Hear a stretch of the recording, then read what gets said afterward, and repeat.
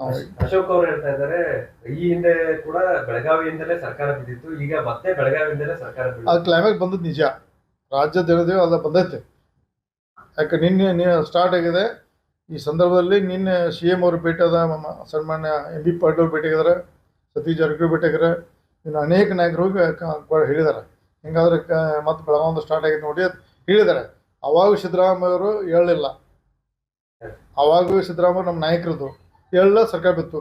ಈಗ ಅವರು ಹೇಳೋದಕ್ಕೆ ಮುಂದಿನ ಅವರ ಅನಾಹುತ ಅವರೇ ಕಾರಣ, ಸಿದ್ದರಾಮಯ್ಯ ಕಾರಣಕಾರ.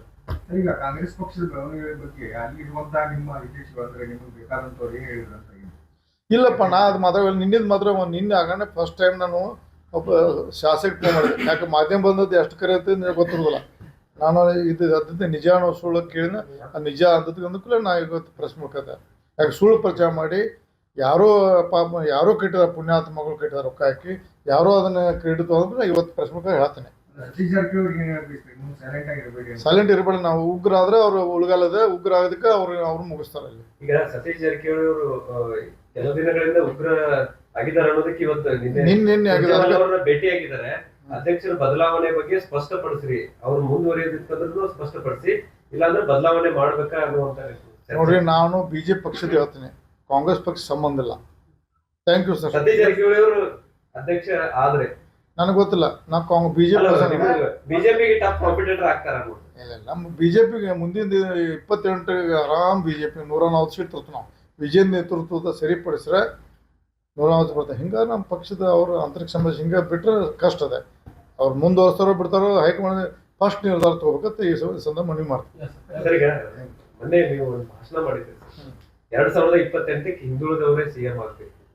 ಇಲ್ಲ, ನಾ ಮಾಡಿಲ್ಲ ಭಾಷೆ. ಎಲ್ಲಿ ಮಾಡಿ ಸಮಾವೇಶದಾಗ ಅಂದ್ರೆ ಅಲ್ಲ 74% ಹಿಂದುಳಿದ ಜನ ಮಾಡಿದೆ. ಅದಕ್ಕೆ ನ್ಯಾಯ ಸಿಗ್ಬೇಕಂದ್ರೆ ನಾ ಅಂದ್ರೆ ಬೇರೆ ರೂಪದಾಗ CM ಆಗಬೇಕಂತ ಹೇಳಿಲ್ಲ. ನಾನು ಈ ಮೀಸಲಾತಿ ಬಗ್ಗೆ ಮುಂದೆ BJP ಸರ್ಕಾರ ಬಂದಾಗ ನಮ್ಮ ಹಿಂದೂ ಜನಾಂಗ ನ್ಯಾಯ ಸಿಗಬೇಕು ಹೇಳಿದೆ.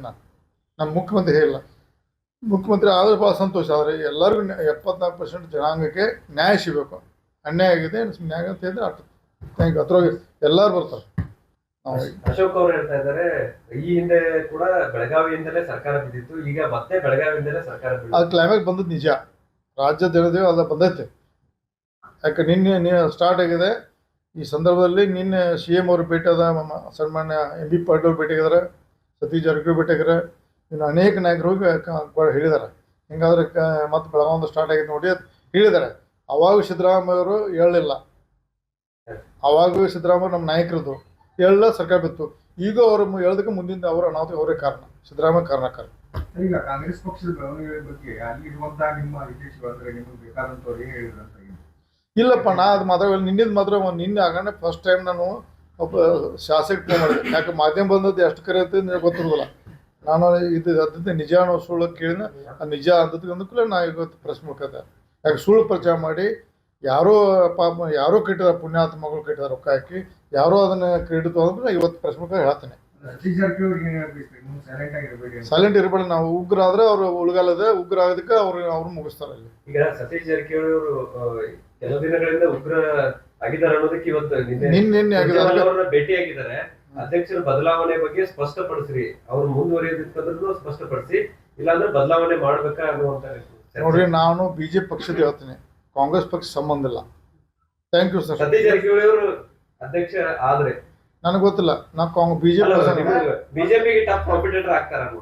ನಮ್ಮ BJPಗೆ ಮುಂದಿನ 28 ಆರಾಮ್ BJP 140 ಸೀಟ್ ತರ್ತು. ನಾವು ವಿಜಯ ನೇತೃತ್ವದ ಸರಿಪಡಿಸ್ರೆ 140 ಬರ್ತದೆ. ಹಿಂಗಾಗಿ ನಮ್ಮ ಪಕ್ಷದ ಅವರು ಅಂತರಿಕ್ಷ ಸಂಬಂಧ ಹಿಂಗೆ ಬಿಟ್ಟರೆ ಕಷ್ಟ ಇದೆ. ಅವ್ರು ಮುಂದುವರ್ಸ್ತಾರೋ ಬಿಡ್ತಾರೋ ಹೈಕಮಾಂಡ್ ಫಸ್ಟ್ ನಿರ್ಧಾರ ತಗೋಬೇಕಂತ ಈ ಸಂದರ್ಭ ಮನವಿ ಮಾಡ್ತಾರೆ. ಮೊನ್ನೆ ನೀವು ಒಂದು ಭಾಷಣ ಮಾಡಿದ್ರಿ, 2028ಕ್ಕೆ ಹಿಂದುಳಿದವರೇ CM ಆಗ್ಬೇಕು. ಇಲ್ಲ, ನಾ ಮಾಡಿಲ್ಲ ಭಾಷೆ. ಎಲ್ಲಿ ಮಾಡಿ ಸಮಾವೇಶದಾಗ ಅಂದ್ರೆ ಅಲ್ಲ 74% ಹಿಂದುಳಿದ ಜನ ಮಾಡಿದೆ. ಅದಕ್ಕೆ ನ್ಯಾಯ ಸಿಗ್ಬೇಕಂದ್ರೆ ನಾ ಅಂದ್ರೆ ಬೇರೆ ರೂಪದಾಗ CM ಆಗಬೇಕಂತ ಹೇಳಿಲ್ಲ. ನಾನು ಈ ಮೀಸಲಾತಿ ಬಗ್ಗೆ ಮುಂದೆ BJP ಸರ್ಕಾರ ಬಂದಾಗ ನಮ್ಮ ಹಿಂದೂ ಜನಾಂಗ ನ್ಯಾಯ ಸಿಗೋದು ಹೇಳಿದೆ. ನಮ್ಮ ಮುಖ್ಯಮಂತ್ರಿ ಹೇಳಿಲ್ಲ. ಮುಖ್ಯಮಂತ್ರಿ ಆದ್ರೆ ಭಾಳ ಸಂತೋಷ. ಆದರೆ ಎಲ್ಲರಿಗೂ 74% ಜನಾಂಗಕ್ಕೆ ನ್ಯಾಯ ಸಿಗಬೇಕು. ಅನ್ಯಾಯ ಆಗಿದೆ, ನ್ಯಾಯ ಅಂತ ಹೇಳಿದ್ರೆ ಥ್ಯಾಂಕ್ ಯು. ಅದ್ರೊಳಗೆ ಎಲ್ಲರೂ ಬರ್ತಾರೆ.